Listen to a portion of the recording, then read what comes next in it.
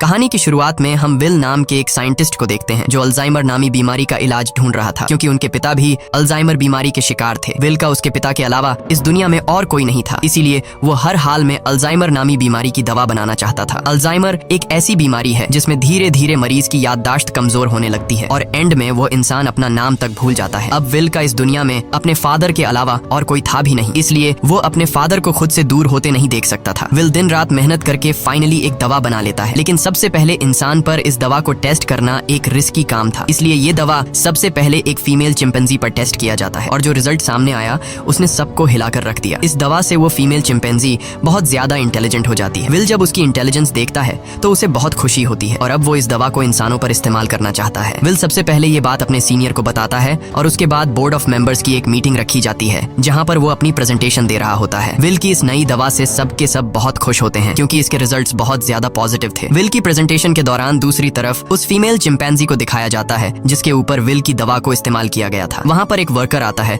जो उसे वहाँ से दूसरी जगह शिफ्ट करना चाहता है, लेकिन आज उस चिंपैंजी का नेचर थोड़ा अलग था। वो उस जगह से दूसरी जगह शिफ्ट नहीं होना चाहती थी। जब वर्कर जबरदस्ती करता है तो उस चिंपैंजी को बहुत गुस्सा आता है। वो उस वर्कर का हाथ पकड़ लेती है और उसके बाद वहाँ से निकलकर चारों तरफ तोड़फोड़ करना शुरू कर देती है। वो काबू से बाहर हो गई और उस जगह पहुंच जाती है जहाँ पर बोर्ड ऑफ मेंबर्स की मीटिंग चल रही होती है। यहाँ पर विल चाहकर भी उसे कंट्रोल नहीं कर पाता क्योंकि ये चिंपैंजी बहुत ज्यादा गुस्से में होती है, इसलिए इस चिंपैंजी को गोली मारनी पड़ती है जिससे उस चिंपैंजी की मौके पर ही मौत हो गई। इस हादसे के बाद बोर्ड के मेंबर्स ने ये माना कि विल की दवा की वजह से ये चिंपैंजी एग्रेसिव हो गई थी और अब चिंपैंजी की मौत के साथ साथ विल का ये पूरा का पूरा एक्सपेरिमेंट भी पूरी तरह से खत्म हो गया है। बोर्ड के मेंबर्स ने लैब में रखे सारे चिंपैंजी को मारने का हुक्म दिया क्योंकि उन पर भी विल की बनाई हुई दवा का इस्तेमाल किया गया था। हालांकि विल अपने बॉस को कन्विंस करने की कोशिश करता है कि मेरी दवा में कोई प्रॉब्लम नहीं है, लेकिन उसका बॉस साफ साफ मना कर देता है। वो कहता है कि अगर तुम्हारी दवा में प्रॉब्लम नहीं होती तो वो चिंपैंजी इतना ज्यादा अग्रेसिव नहीं होती। विल की 5 सालों की एक्सपेरिमेंट अब जाया हो गई थी। वो अंदर लैब की तरफ जाता है, तभी उसके पास लैब का केयर टेकर आता है और उसे बताता है कि आपकी दवा में कोई भी प्रॉब्लम नहीं है। दरअसल चिंपैंजी आपकी दवा की वजह से अग्रेसिव नहीं हुई थी, बल्कि उसने उसी वक्त एक बच्चे को जन्म दिया था जिस वजह से वो गुस्से में आ गई थी क्योंकि उसे वहाँ से शिफ्ट किया जा रहा था। और अब विल को पूरी बात समझ में आ जाती है। वो वर्कर उसे कहता है कि मैंने बॉस के कहने पर उन सारे चिंपैंजीज को मार दिया और उस बच्चे को नहीं मार पाया जो अभी अभी पैदा हुआ है। उसके बाद विल बिना किसी को बताए चुपके से उस बच्चे को अपने घर ले आता है जहाँ पर विल के फादर भी होते हैं। और यहाँ पर हमें दिखाया जाता है कि ये चिंपैंजी का बच्चा छोटा तो है लेकिन उसका दिमाग इंसानों की तरह तेज है। बहुत जल्दी वो विल के पिता से घुल मिल जाता है और विल के पिता उसे नाम देते हैं सीजर। धीरे धीरे 3 साल बीत जाते हैं और अब वो चिंपैंजी का बच्चा जिसका नाम सीजर है वो बहुत ज्यादा स्मार्ट हो चुका है। वो पढ़ सकता है, गेम्स खेलता है और बिल्कुल इंसानों की तरह हर एक काम को करता है। बस वो सिर्फ एक चीज नहीं कर सकता और वो है इंसानों की तरह बोलना, पर वो इंसानों की बातचीत को अच्छी तरह से समझ सकता है। वहीं विल के पिता को दिखाया जाता है जिनकी अल्जाइमर बीमारी की वजह से दिमागी हालत काफी ज्यादा खराब हो चुकी है, यहाँ तक कि उनकी नर्स भी उनका ध्यान रखने से मना कर देती है। वो विल से कहती है कि तुम्हारे पिता को अब हॉस्पिटल की जरूरत है, घर पर उनका टेक केयर नहीं किया जा सकता। विल अपने पिता की हालत देखकर उसे बहुत दुख होता है और अगले दिन जब वो लैब में जाता है तो चुपके से उस दवा को लेकर आता है जो उसने सीजर की मॉम को और बाकी चिंपैंजीज को दी थी और ये दफा उसने स्पेशली अपने पिता के अल्जाइमर बीमारी के लिए बनाई थी। वो जानता था कि उसके पिता का बचना अब नामुमकिन है, इसलिए वो ये रिस्क लेता है और अपने पिता को अल्जाइमर की वो दवा इंजेक्ट कर देता है। विल के पिता पहले इंसान होते हैं जिनके ऊपर इस अल्जाइमर की दवा को यूज किया जाता है। विल रात भर सो नहीं पाता क्योंकि उसे डर लगता है कि कहीं उसके पिता को कुछ हो न जाए। और अगली सुबह विल देखता है कि उसके पिता पियानो बजा रहे हैं, वो पूरी तरह से ठीक हो चुके हैं। विल ये देखकर बहुत खुश होता है, यानी उसकी दवा ने उसके पिता को पूरी तरह से ठीक कर दिया है। वहीं हमें सीजर को दिखाया जाता है जो खिड़की से कुछ बच्चों को साइकिल चलाते हुए देखता है। सीजर का भी मन करता है कि वो भी उन बच्चों की तरह साइकिल चलाए, इसलिए वो पड़ोस के घर में चला जाता है, पर इस घर का मालिक बहुत ही खड़ूस इंसान था। वो सीजर को देख लेता है। अब वो सीजर को मारने के लिए बेसबॉल का बैट उठाकर उस पर हमला कर देता है, लेकिन उससे पहले कि वो उसे बुरी तरह से मारता, यहाँ पर विल और उसके पिता सीजर को बचा लेते हैं। विल पड़ोसी को समझाने की कोशिश करता है कि ये सिर्फ खेलने की कोशिश कर रहा था, इससे तुम्हें कोई खतरा नहीं है। पड़ोसी कहता है कि ये मेरे बच्चों को नुकसान पहुंचा सकता है और अगर ये बंदर का बच्चा दोबारा यहाँ पर आया तो मैं इसे मार दूंगा। यहाँ पर सीजर के पैर पर चोट लग गई होती है, इसलिए विल उसे डॉक्टर कैरोलिन के पास ले जाता है और जब कैरोलिन उसका इलाज करती है तो उसे पता चलता है कि ये बहुत ज्यादा इंटेलिजेंट है क्योंकि सीजर विल से इशारों में बात कर रहा होता है। जल्द ही विल और डॉक्टर कैरोलिन की आपस में दोस्ती हो जाती है। कैरोलिन को सीजर बहुत पसंद आ जाता है, इसलिए वो विल के घर आना शुरू कर देती है जहाँ उसे पता चलता है कि सीजर हमेशा घर पर रहता है, उसे बाहर नहीं ले जाया जाता, इसीलिए सीजर हमेशा खिड़की से बाहर देखता रहता है। कैरोलिन विल से कहती है कि हमें उसे बाहर ले जाना चाहिए। विल को ये आइडिया पसंद आया और अगले दिन विल और कैरोलिन सीजर को पास के एक जंगल में ले गए जिसका नाम रेडवुड है। वह खूबसूरत जंगल सीजर के लिए किसी जन्नत से कम नहीं था। सीजर को ये जगह बहुत पसंद आई और इसी तरह से 2 साल और बीत जाते हैं। अब विल और कैरोलिन एक दूसरे के साथ रिलेशनशिप में आ चुके हैं। सीजर भी अब बड़ा हो चुका है और ये लोग हमेशा उस जंगल में आते। एक दिन जब ये लोग रेडवुड जंगल में होते हैं तो वहाँ एक फैमिली आती है जिनके पास एक डॉग होता है जिसके गले में पट्टा बांधा गया होता है। वह डॉग सीजर पर भौंकने लग जाता है जिसे देखकर सीजर बहुत ज्यादा मायूस हो जाता है। सीजर इसलिए मायूस नहीं होता कि डॉग ने उस पर भौंका, बल्कि वो डॉग के गले में पट्टा देख लेता है और पट्टा तो उसके गले में भी विल ने बांधा था। वो विल से इशारे में पूछता है, क्या मैं तुम्हारा कोई पालतू जानवर हूँ? जिस पर विल जवाब देता है, नहीं, तुम पालतू नहीं हो, तुम मेरे बेटे हो। पर सीजर अब समझदार हो चुका था। वो अपने बारे में जानना चाहता था कि वो कौन है और कहाँ से आया है। इसलिए विल सीजर को अपनी लैब के बाहर ले जाता है और बताता है कि तुम्हारी मॉम यहाँ पर थी, हमने उसके ऊपर एक दवा का इस्तेमाल किया था और उसी दवा की वजह से आज तुम इतने ज्यादा इंटेलिजेंट हो। अब सीजर को अपने बारे में सब कुछ पता चल चुका है। इसके बाद ये लोग घर आते हैं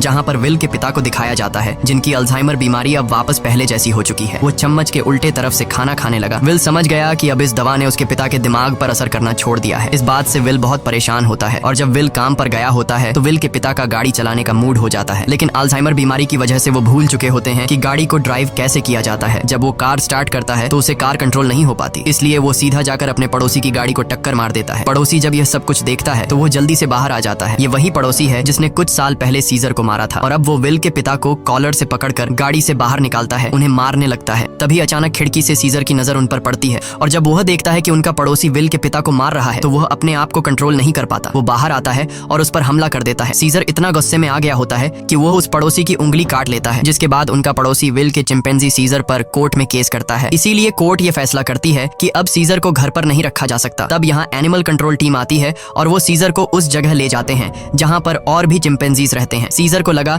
कि वो यहाँ घूमने के लिए आया है, इसलिए वो एक्टिविटी हॉल को देखकर खुश था, लेकिन उसे पता नहीं था कि अब वो यहाँ हमेशा के लिए कैद रहने वाला है। सीजर जब विल को यहाँ से जाते देखता है तो वो उसके पास दौड़कर आता है, लेकिन अब सीजर उस जगह में कैद हो चुका था। सीजर विल के पास आया और शीशे के दूसरी ओर से इशारे करने लगा कि मुझे भी अपने साथ ले चलो, लेकिन विल मजबूर है और वो कहता है कि तुम्हें अब यहीं पर रहना होगा। इस बात से सीजर को बहुत दुख होता है और विल उसे यहीं पर छोड़कर चला जाता है। दूसरी तरफ विल के पिता को दिखाया जाता है जो एक बार फिर पूरी तरह से अल्जाइमर के शिकार हो चुके हैं और विल अब पहले से भी ज्यादा स्ट्रॉन्ग दवा बनाएगा ताकि वह अपने पिता की बीमारी को हमेशा के लिए ठीक कर दे। विल यह बात अपने बॉस को बताता है कि वह दवा जो मैंने पहले बनाई थी मैंने अपने पिता के ऊपर इस्तेमाल की थी। वो पूरी तरह से ठीक हो गए थे, लेकिन ज्यादा वक्त तक नहीं। अब वो दोबारा से कमजोर हो रहे हैं, इसलिए अब मैं पहले से भी ज्यादा स्ट्रॉन्ग दवा बनाना चाहता हूँ। उसका बॉस उसे इजाजत दे देता है। दूसरी तरफ सीजर को दिखाया जाता है जो बहुत ही ज्यादा उदास था। उसे उम्मीद थी कि जल्द विल आकर उसे घर ले जाएगा। वो सामने की दीवार पर चौक से एक ड्राइंग बनाता है जो कि उस खिड़की का नक्शा था जिससे वो अपने घर से बाहर देखा करता था। वो अपने घर को बहुत ज्यादा मिस कर रहा था। इधर विल दिन रात कड़ी मेहनत के बाद वो दवा बना लेता है। अब इस दवा को एक चिंपैंजी पर यूज करने की तैयारी की जाती है और जब दवा को उसकी बॉडी में इंजेक्ट किया जा रहा होता है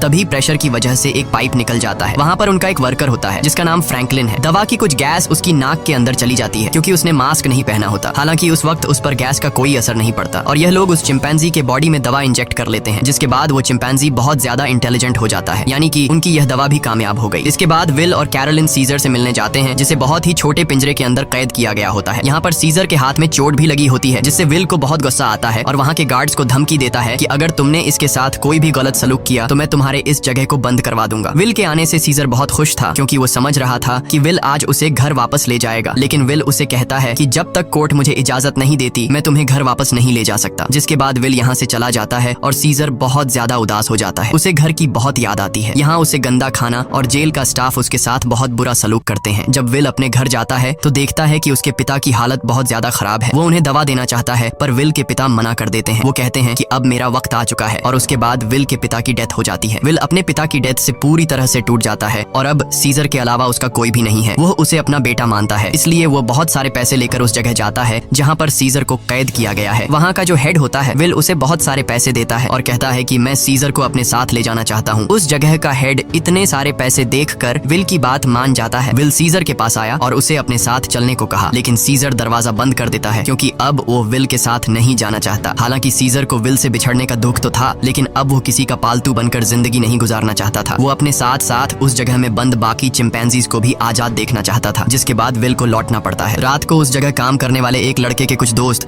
यहाँ पर चिंपैंजीज को देखने के लिए आते हैं और जब इनमें से एक लड़का सीजर के पास आता है तो सीजर उसे पकड़कर अपनी तरफ खींचता है और उसकी जेब से चाकू निकाल लेता है। उस चाकू से सीजर रात को अपने सेल का गेट खोल लेता है। उसके बाद वो सेल से निकलकर चुपके से छत के रास्ते से होते हुए सीधा विल के घर पहुंच जाता है, जहाँ पर उसे वो नई दवा मिल जाती है जो विल ने अल्जाइमर के नए पेशेंट्स के लिए बनाई थी। और अब इस दवा को लेकर वापस वो उसी जगह आ जाता है जहाँ पर बाकी चिंपैंजीज को कैद किया गया है और वहाँ पर उस दवा को खोल देता है जिससे से सारी की सारी गैस चिंपैंजीज इनहेल कर लेते हैं, जिसके बाद सबके सब चिंपैंजीज सीजर की तरह इंटेलिजेंट हो जाते हैं। उनके अंदर सोचने समझने की शक्ति आ जाती है और सीजर का पहला मिशन भी यही था कि सब चिंपैंजीज मेरी तरह इंटेलिजेंट हो जाएं, तभी हम सब इस जगह से भाग पाएंगे। और वो ऐसा करने में कामयाब हो गया। लेकिन दूसरी तरफ फ्रैंकलिन, जिसका गलती से वो गैस नाक के जरिए अंदर चली गई थी, उसकी डेथ हो जाती है। इसका मतलब ये है कि यह दवा सिर्फ चिंपैंजीज पर असर करती है और इंसानों को यह दवा मार देती है। वहीं सीजर को दिखाया जाता है जो अब बाकी चिंपैंजीज के साथ उस जगह से भागना चाहता है, लेकिन तभी वहाँ का एक वर्कर जो सब चिंपैंजीज को बहुत टॉर्चर किया करता था वो आ जाता है। और जब वो अपनी करंट वाली स्टिक से उन्हें करंट लगाने की कोशिश करता है तो सीजर उसका हाथ पकड़ लेता है। वो कहता है कि अपने गंदे हाथ मुझसे दूर रखो, और यहाँ पर पहली बार सीजर बोलता है नो। इसके बाद सीजर उसे पंच मारकर वहीं पर गिरा देता है और बाकी सब चिंपैंजीज को आजाद कर देता है। वह वर्कर उठकर एक बार फिर से अपनी इलेक्ट्रिक स्टिक लेकर उनकी तरफ बढ़ता है, लेकिन सीजर उस पर प्रेशर से पानी खोल देता है, जिससे उसे करंट लगने से उसकी मौत हो जाती है। इसके बाद सीजर सब चिंपैंजीज को लेकर पास के एक जू में पहुंच जाता है। वो वहां के सभी चिंपैंजीज को आजाद करके अपनी टीम में शामिल कर लेता है और अब ये सब के सब विल की लैब में पहुंच जाते हैं। वहां पर भी बहुत सारे चिंपैंजीज होते हैं, ये उन्हें भी आजाद कर देते हैं और अब इन सब की एक टीम बन चुकी है। वहीं विल, जिसे सीजर की बहुत ज्यादा याद आती है, वह उस जगह कॉल करता है जहां पर सीजर को कैद कर रखा गया था, पर उसका कॉल कोई रिसीव नहीं करता। इसलिए वह जल्दी से कैरोलिन के साथ वहां पर पहुंच जाता है। वो देखते हैं कि यहाँ पर तो एक भी चिंपैंजी मौजूद नहीं। तभी उन्हें एक जख्मी वर्कर दिखाई देता है। विल उससे पूछता है कि यहाँ पर क्या हुआ। वह बताता है कि तुम्हारा सीजर सबको अपने साथ ले गया और वह पहली बार बोला भी था। ये सुनकर विल बहुत ज्यादा परेशान हो जाता है और अब वह समझ जाता है कि सीजर अपने सभी साथियों के साथ रेडवुड जा रहा है, जहाँ पर बचपन में उसे ले जाया करता था। सीजर शहर के रास्ते से अपने साथियों के साथ आगे की तरफ बढ़ रहा होता है। रास्ते में एक ब्रिज आता है जहाँ पर पुलिस उनका रास्ता रोक लेती है और इसके बाद चिंपैंजीज और पुलिस के बीच में एक बहुत बड़ी फाइट होती है। हालांकि सीजर का मकसद इंसानों को चोट पहुंचाना नहीं था, बल्कि अपने चिंपैंजी भाइयों को आजाद करके उन्हें रेडवुड जंगल तक पहुंचाना था। उनके ऊपर हेलीकॉप्टर से हमला किया जाता है और जब सीजर को नुकसान पहुंचने वाला होता है तो तभी वहां पर एक गोरिल्ला हेलीकॉप्टर के ऊपर कूद जाता है और हेलीकॉप्टर को क्रैश कर देता है, जिससे उसकी जान चली जाती है। और तभी वहां पर कोबा नामी चिंपैंजी आता है। कोबा वही चिंपैंजी है जिसकी बॉडी पर लैब में एक्सपेरिमेंट किया गया था, जो उस आदमी को मार देता है जो हेलीकॉप्टर से उन पर गोलियां चला रहा था। यहाँ जब एक गोरिल्ला पुलिस वाले को चीरने वाला था तब सीजर उसे रोक लेता है, क्योंकि सीजर पुलिस वालों को रोकना चाहता था, उन्हें मारना नहीं। अब ये सब के सब ब्रिज को क्रॉस कर रेडवुड पार्क पहुंच जाते हैं, जहाँ पर विल भी कुछ देर में पहुंच जाता है। वो सीजर को आवाजें देने लगता है। इस दौरान एक दूसरा चिंपैंजी विल पर हमला करने वाला होता है कि तभी सीजर उसे रोकता है। विल सीजर से कहता है कि तुम मेरे साथ घर चलो, नाराजगी छोड़ दो, नहीं तो पुलिस तुम सबको मार देगी। सीजर विल को अपने गले लगाता है और उसके कान में कहता है कि अब यही मेरा घर है। और विल समझ जाता है कि सीजर को उसकी दुनिया मिल चुकी है, वह उसके साथ लौट कर नहीं आएगा। विल सीजर से कहता है ठीक है, ये तुम्हारी जिंदगी है, जी लो इसे। जिसके बाद विल सीजर को यहीं छोड़कर चला जाता है। अब सीजर और उसके साथियों की यह एक नई दुनिया है और सीजर इन सब का लीडर है। वहीं हमें विल के पड़ोसी को दिखाया जाता है जिसकी उंगली सीजर ने काटी थी और अचानक उसकी नाक से खून निकलने लगता है। दरअसल फ्रैंकलिन, जो विल का कोलीग था जिसने एक्सपेरिमेंट के दौरान गैस इनहेल कर ली थी, वो ये सब कुछ बताने के लिए विल के घर आया था, लेकिन विल घर पर न होने की वजह से फ्रैंकलिन उसके पड़ोसी के पास गया। अचानक उसे खांसी आई जिससे खून के छींटे उसके ऊपर गिर गए और अब ये भी उस वायरस से इन्फेक्टेड है। दरअसल ये एक पायलट होता है जो कि इंटरनेशनल फ्लाइट्स उड़ाता है। इसका मतलब ये वायरस पूरी दुनिया में फैला देगा, जिससे पूरी दुनिया बदल जाएगी, और होता भी ऐसा ही है। इस मूवी का सेकंड पार्ट 2014 में आया था, जिसमें दिखाया जाता है कि वायरस को फैले हुए आज 10 साल हो चुके हैं और दुनिया से इंसानों की बहुत बड़ी आबादी खत्म हो चुकी है। जहां एक तरफ इंसानों की आबादी कम हो रही थी, दूसरी तरफ चिंपैंजीज की जनरेशन बढ़ती जा रही थी। ये सभी उस जंगल में पूरी तरह से फैल चुके थे और वो सभी अब पहले से भी ज्यादा स्ट्रांग हो चुके थे। यहाँ हमें सीजर को दिखाया जाता है, वो अब भी सभी चिंपैंजीज का लीडर है और इस जंगल में सीजर का ही राज चलता है। इस जंगल में अब इंसानों का आना मना है। सीजर का अब एक बेटा हो चुका है जिसका नाम ब्लू आई है। एक दिन सीजर का बेटा जब अपने दोस्त के साथ जंगल में घूम रहा होता है, तभी उनके सामने एक इंसान आ जाता है जो जंगल में अपनी टीम के साथ हाइड्रो इलेक्ट्रिक डैम देख रहा होता है, ताकि पूरे शहर को इलेक्ट्रिसिटी दोबारा से दी जा सके, और ये डैम चिंपैंजीज के इलाके में है। अब वो आदमी जब सीजर के बेटे ब्लू आई और उसके दोस्त को देखता है तो वो बहुत ज्यादा डर जाता है और अपनी गन निकाल लेता है। सीजर का बेटा भी गुर्राने लगता है। वो आदमी डर कर गोली चला देता है, जिससे सीजर के बेटे का दोस्त घायल हो जाता है। गोली की आवाज सुनकर सभी चिंपैंजीज यहाँ पर आ जाते हैं। साथ ही जिस आदमी ने गोली चलाई होती है उसके साथी भी आ जाते हैं जो यहाँ पर डैम ढूंढ रहे होते हैं। चिंपैंजीज उन्हें मारना चाहते हैं। वो सब उन लोगों पर बहुत ज्यादा गुस्सा होते हैं। तभी इंसानों के ग्रुप का लीडर आगे आता है जिसका नाम मैल्कम है। वो सीजर से बात करता है। वो उसे बताता है कि हम यहाँ पर किसी को नुकसान पहुँचाने के लिए नहीं आए, हम तो बस यहाँ सिर्फ शहर की बिजली ठीक करने के लिए डैम ढूंढ रहे हैं। सीजर उससे कहता है चलो ठीक है, इस बार तुम आ गए, लेकिन दोबारा यहाँ पर मत आना, तुम सब यहाँ से चले जाओ। अब वो सब के सब यहाँ से चले जाते हैं और इन्हीं चिंपैंजीज में जो कोबा होता है, जिसके ऊपर कभी इंसानों ने एक्सपेरिमेंट्स किए थे, जो इंसानों से बहुत ज्यादा नफरत करता है, वो सभी चिंपैंजीज से कहता है कि इंसान दोबारा से हमारे इलाके में आ गए हैं, वो वो हमें फिर से नुकसान पहुंचाएंगे। इसलिए इंसानों को हमें अपनी ताकत दिखानी होगी। और सीजर भी अब उसकी बातों में आ जाता है और ये सब तय करते हैं कि ये इंसानों की बस्ती में जाएंगे।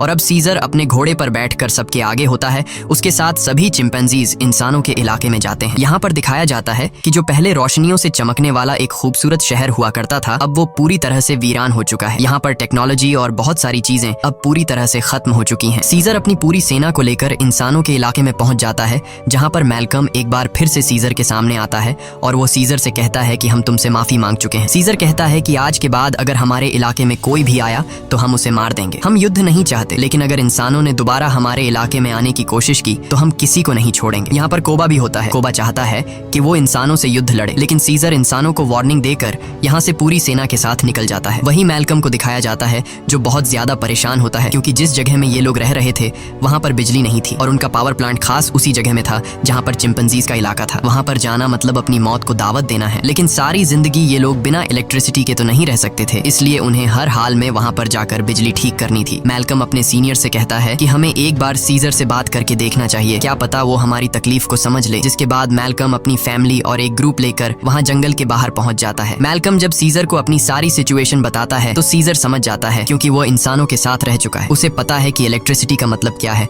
और इंसानों के लिए वो कितनी जरूरी है। सीजर कहता है ठीक है, तुम लोग अंदर आ सकते हो, मगर एक शर्त पर, तुम्हें सारे हथियार हमारे हवाले करने होंगे। मैल्कम मान जाता है और अब अपनी टीम के साथ वो उस जगह पहुंच जाता है जहां पर पावर प्लांट है और इसके बाद ये लोग वहां पर काम करना शुरू कर देते हैं। मैल्कम की वाइफ और उसका बेटा चिंपैंजीज के बच्चों से बहुत जल्दी घुल मिल जाते हैं और जब ये लोग पावर प्लांट पर काम कर रहे होते हैं तभी एक चिंपैंजी को वहां पर छुपी हुई एक गन मिलती है और वो गन सीधा वो लेकर जाता है सीजर के पास। और जब सीजर को पता चलता है कि इंसान अपने साथ छुपाकर यहाँ पर गन लाए हैं तो उसका गुस्सा एक बार फिर से भड़क जाता है और वो मैल्कम और उसके साथियों से कहता है तुम जंगल छोड़कर चले जाओ। लेकिन तभी सीजर को पता चलता है कि उसकी पत्नी, जो बहुत लंबे समय से बीमार थी, मैल्कम की पत्नी ने उसे दवा दी थी जिससे अब वो पूरी तरह से ठीक हो गई। ये देखकर सीजर इंसानों को एक और मौका देता है। वो कहता है तुम्हारे पास एक दिन और है, तुम इस पूरे पावर प्लांट को ठीक कर सकते हो और इसके बाद यहाँ से चले जाना। दरअसल मैल्कम का एक साथी जो कभी एक पुलिस ऑफिसर हुआ करता था, उसे चिंपैंजीज पर बिल्कुल भरोसा नहीं है। वो उनसे नफरत करता है और वो यहाँ पर गन्स लेकर आया होता है। उनके पास और भी गन्स होते हैं और जब ये लोग गन्स एक दूसरे को पास कर रहे होते हैं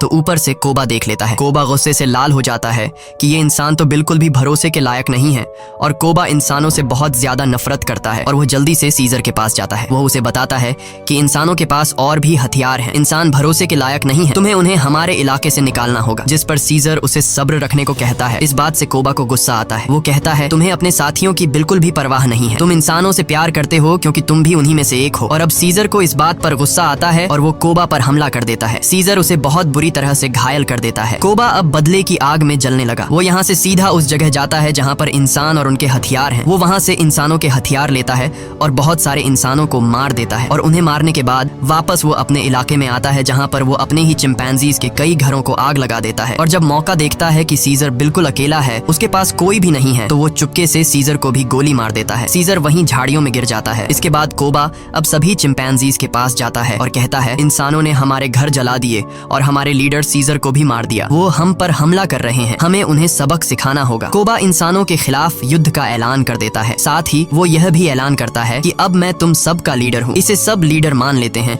और इंसानों से युद्ध लड़ने के लिए तैयार हो जाते हैं। दूसरी तरफ इंसानों को दिखाया जाता है जहाँ उनके घरों में अब लाइट आ चुकी होती है क्योंकि पावर प्लांट ठीक हो चुका है। वो सब एक साथ मिलकर एंजॉय कर रहे होते हैं। वहीं कोबा अपनी पूरी सेना के साथ उस जगह पहुंच जाता है जहाँ पर इंसानों के हथियार हैं। सबसे पहले ये चिंपैंजीज इंसानों के हथियार को लूटते हैं और इसके बाद उन्हीं हथियारों से इंसानों के ऊपर हमला कर देते हैं। कई इंसानों को मार दिया जाता है। यहाँ पर वो छोटा चिंपैंजी भी होता है जिसे जंगल में एक इंसान ने गोली मारी थी और अब कोबा उसे हथियार देता है और कहता है तुम्हें इंसानों को मारना होगा, पर वह मना कर देता है क्योंकि सीजर ने उसे सिखाया था कि कभी भी किसी भी इंसान पर बिना वजह हमला मत करना। और जब वो बच्चा कोबा का ऑर्डर नहीं मानता तो कोबा उसे मार देता है। साथ ही जो चिंपैंजीज उसका हुक्म नहीं मानते वो उन्हें कैद कर लेता है। वही जंगल में मैल्कम और उसकी वाइफ शहर की तरफ आ रहे होते हैं। तभी वहाँ पर उन्हें सीजर दिखता है जो बहुत बुरी तरह से घायल होता है। वो सीजर को अपनी गाड़ी में बैठाकर अपने घर ले आते हैं। वो उसका ट्रीटमेंट करते हैं और सीजर का अच्छी तरह से ख्याल रखते हैं जिससे सीजर की जान में दोबारा जान आ जाती है। सीजर के होश में आने के बाद वो उन्हें बताता है कि मेरे पर हमला मेरे साथी ने किया है जिसका नाम है कोबा। मैल्कम को भी यहाँ पर पूरी बात समझ में आ जाती है। सीजर पूरी तरह से ठीक नहीं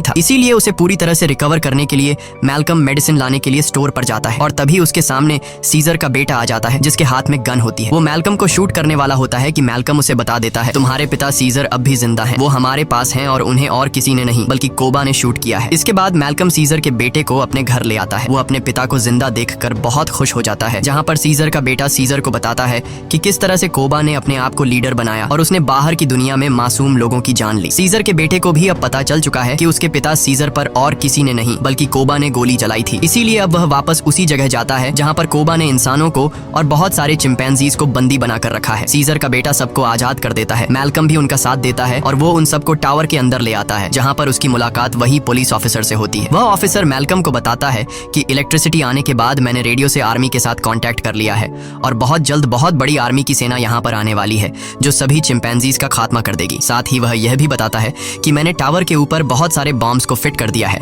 ताकि जब चिंपैंजीज टावर के ऊपर चढ़ेंगे तो मैं बॉम्ब को ब्लास्ट करके उन सब चिंपैंजीज को मार दूंगा। हालांकि इसमें उसकी खुद भी जान चली जाएगी। उसके हाथ में रिमोट कंट्रोल होता है और अब यह देखने के बाद मैल्कम और सभी इंसान वहां से भागना शुरू कर देते हैं। वहीं सीजर को दिखाया जाता है जो अब यहाँ पर पहुंच चुका है। उसका सामना कोबा से होता है और कोबा और उसके बीच फाइट शुरू हो जाती है। सीजर को जिंदा देखकर बाकी चिंपैंजीज भी कोबा की गद्दारी को जान चुके हैं। वहीं हमें उस पुलिस ऑफिसर को दिखाया जाता है जो टाउन के एक हिस्से को बॉम्ब से ब्लास्ट कर देता है, जिसमें कई सारे चिंपैंजीज मारे जाते हैं, लेकिन कोबा, सीजर और उसके कई साथी अब भी जिंदा हैं। जब कोबा देखता है कि बहुत सारे चिंपैंजीज वापस सीजर को सपोर्ट करने लगे हैं तो वह उन सब पर गोलियां चलाना शुरू कर देता है। तभी सीजर काफी ऊंचाई से कोबा पर हमला कर देता है और उसे बिल्डिंग से नीचे धकेल देता है। कोबा लोहे की रॉड से लटक जाता है। अब वह सीजर से कहता है प्लीज मुझे बचा लो, जिसके बाद सीजर उसका हाथ पकड़ लेता है, लेकिन कोबा ने जो किया है उसे माफ नहीं किया जा सकता। इसीलिए सीजर उसका हाथ छोड़कर उसे नीचे गिरा देता है, जिससे उसकी मौत हो जाती है। और अब मैल्कम और सीजर एक दूसरे के सामने होते हैं। ये दोनों एक दूसरे से हाथ मिलाते हैं, यानी कि यह दोनों अब अच्छे दोस्त हैं, जैसे कभी सीजर विल का हुआ करता था। मैल्कम सीजर को बताता है कि बहुत जल्दी यहाँ पर आर्मी आने वाली है, तुम सबको यहाँ से निकलना होगा ताकि इस जंग को रोका जा सके। सीजर कहता है कि अब इंसानों और चिंपैंजीज के बीच जो वॉर है उसे कभी खत्म नहीं किया जा सकता। इसी के साथ यह कहानी खत्म हो जाती है। अगर वीडियो आपको अच्छी लगी हो तो हमारे चैनल को सब्सक्राइब और वीडियो को लाइक जरूर कीजिएगा। हेलो गाइज, मैं शाहरुख खान आपसे रिक्वेस्ट करता हूं तो चोरमा सिपाही चैनल को लाइक करें, शेयर करें और सब्सक्राइब करें प्लीज।